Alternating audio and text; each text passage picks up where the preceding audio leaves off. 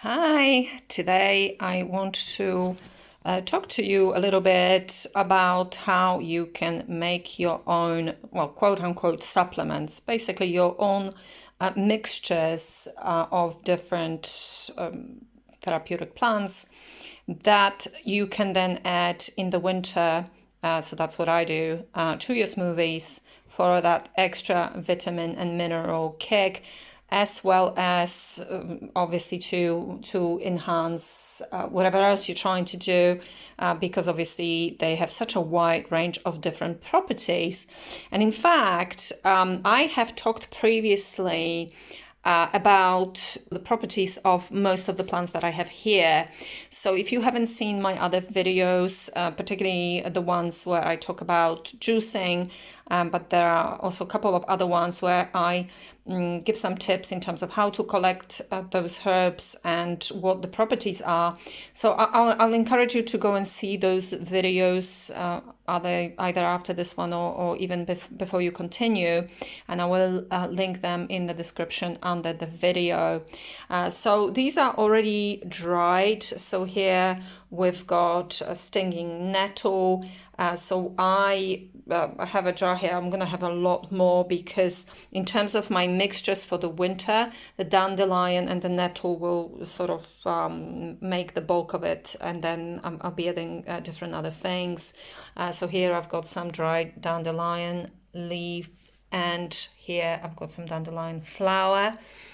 Here I've got some already dried ground elder.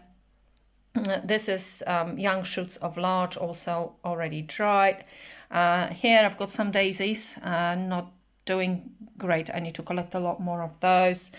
Here we've got primrose flowers, and here we've got forsythia. The one that I haven't previously talked about, which I've got here, is common hazel. And why I want to include common hazel in my different teas and mixtures for smoothies and various other things that I'm going to be doing with these is that it's a very versatile plant in terms of its properties. It covers quite a range of different things. It's excellent for liver and gallbladder, but also really, really helpful in terms of your cardiovascular system, as well as your immune system, as well as the brain. It's actually excellent for balancing the brain and the nervous system. So that's why I want to add that. So I just want to give you a few tips really. So with these, not all of it is going to end up in my smoothies over the winter, although at some point, as I will keep collecting through the year, because there's going to be a lot more, I'm going to have a lot more still to come. So all sorts of things that I have already mentioned before, including red clover, various things that are not quite out yet. But I encourage you to get some of the spring plants if you're going to do this, because for instance, in terms of the stinging nettle here, I have collected the nettle as soon as basically it was possible in the spring, because you're gonna have a much better profile of different vitamins and minerals in those plants. I'm going to collect it throughout the year anyway, throughout the spring and summer season. But later in the year, when you have the seeds, particularly nettle seeds, I think I've mentioned this previously as well, they are excellent because they actually include omega-3 essential fatty acids. So they are sort of the closest thing that I have here to chia seeds.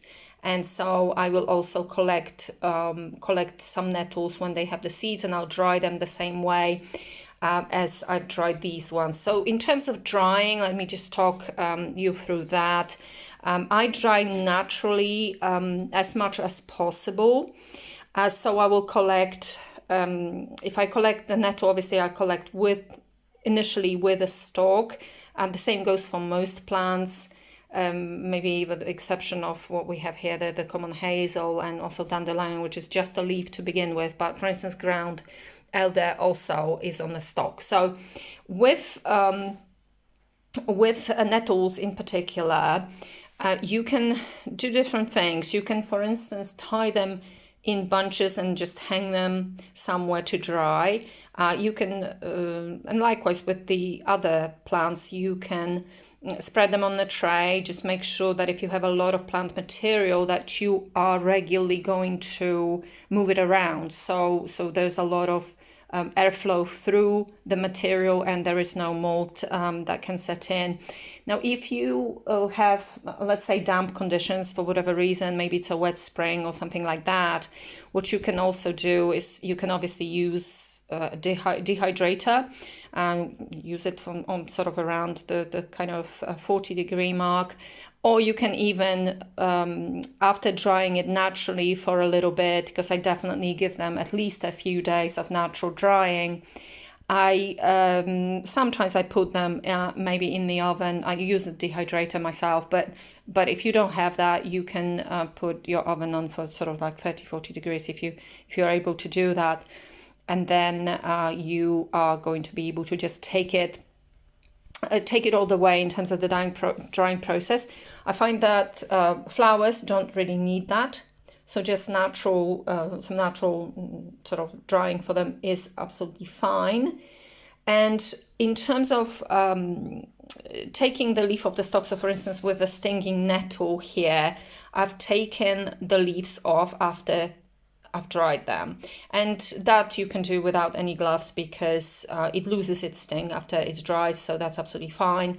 You're able to just take the leaves off, and I do that. You don't have to, but I do that because if I then, for instance, put it in the grinder to just create sort of like a powder, it's not going to be super, it's not going to be like powder, but kind of break them down to then mix them and then add them to smoothies, you'll find that the stalk basically doesn't really grind very well. So sometimes that's the case. So then I would remove that. But if you're just going to use it, for instance, for teas, because that's another application here. So there's several applications. So I already mentioned mixing. You can mix them in whatever proportions or in whatever combination you want, depending on what you're trying to achieve, right? So if let's, for instance, say that you want to put emphasis on liver, gallbladder, and blood cleansing. Okay, so maybe you want to pick 3 or 4 herbs that are going to be focused predominantly on that. If you're let's say that you are going for more for the kind of mineral and vitamin boost, then you can add a wider variety to your smoothies, like I already said, or to your mixture that you can then add to your smoothies. Obviously, you can use them as teas. So you've got those beautiful flowers. You're going to have some nice flavor from that.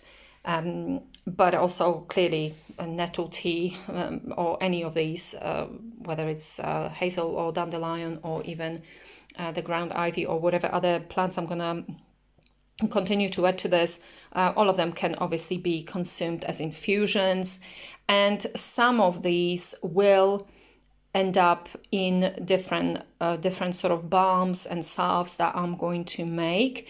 If you haven't seen my super regenerating balm for skin that actually involves forsythia as well as some other ingredients, that I really recommend that recipe. It's a really beautiful, luscious recipe, and particularly if you have any kind of skin dryness, or maybe you kind of wash your hands a lot for whatever reason and you just need that extra moisture, you have some maybe grazes or anything like that, it's an excellent recipe. So again, I'll link that under the video.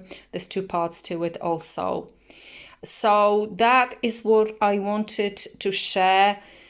The only other thing that I want to say is that first of all, when you're collecting flowers in particular, first thing when the spring only kind of starts, I don't want to be picking too much plant material. I talked already about that previously in the other videos. But what I want to say here is just too much plant material from one spot. But in particular with flowers in the spring, when bees don't actually have that much for them to work with. And I would just like to encourage everybody to consider that before picking for yourself. Just kind of make sure that it's a bit for you, a bit for them. So we always want to be considerate of our buzzy friends. Another thing that I wanted to say, so here obviously I named the plants. You've seen me work with these plants before. I talked about them, talked about the properties. It doesn't mean that if you live in a different part of the world where you don't necessarily have these plants here, they're not native to where you live. I just want you to perhaps, have some curiosity to see what you can find in your area, because there's always going to be amazing plants that you can find in your area that I'm not going to have here. And you can do the same thing. So this is just, I'm just giving you ideas how you can work with plants, what you can do with them, and just collecting, in particularly spring herbs to add to your smoothies in the winter with all this extra mineral and vitamin content, in my opinion, is a really great idea. So see what is in your area. Maybe do a little bit of research if you're in a different part of the world. And if you're not confident because maybe you're just starting, use plant identifiers such as Picture This. They are very inexpensive apps. And you can then be certain that what you're picking is not only obviously good for you, but also that you're not picking anything that is endangered. You're not picking anything that is dangerous for you and toxic in any way, because sometimes a plant looks like what you think you're picking, but there could be other ones that look very, very similar. Ground ivy is one such plant. So, in fact, there are a number of plants that can be confused with this one. So when that's the case, and that could be obviously dangerous, that could be poisonous. So, but I don't want you to feel like, oh no, I don't want to do it in case I make a mistake.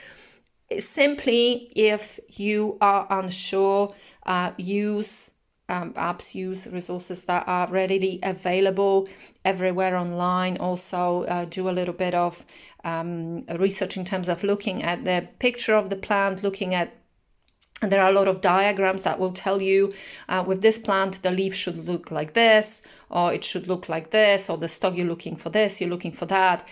But really, those plant identifiers, those apps are very, very good and very, very valuable if you are planning to kind of add these plants to your diet, to your, quote unquote, supplement cabinet. So hopefully this is useful. If you have any questions about anything, feel free to post these in the comments below, and I will answer. If I don't know the answer straight away, I'll find it out for you. But in terms of making things, or how to process these things, if you have any questions, just fire away in the comments. Another thing that I would say is that in terms of drying, it's one of the safest and easiest things to do. And also in terms of preserving dried material, as long as there's no moisture, it's going to last you a very long time. Because the moment you start using oils and alcohol and various things, there are other considerations, and particularly with using oil extractions and things like that, you need to be a little bit careful that no moisture gets in, and you're not going to have any kind of toxic byproducts, and you don't have to worry about any of this with dry plants. Okay, so that's why this is such a great way of doing it. And of course, if you dry it slowly, if you dry it naturally first of all, and maybe you then want to put it on in the oven for a little bit on really low temperature, which is fine. You will end up with those important components, those active components. Most of them will be intact, and you will still enjoy the benefits of that. So I really encourage you to give it a try. Maybe start with 2-3 plants and just focus on one thing that you're trying to achieve. But again, any questions, ask me in the comments and I'll be more than happy to share with you what I know. So happy picking and happy drying and happy combining, and then enjoy the benefits of these amazing, amazing gifts of nature.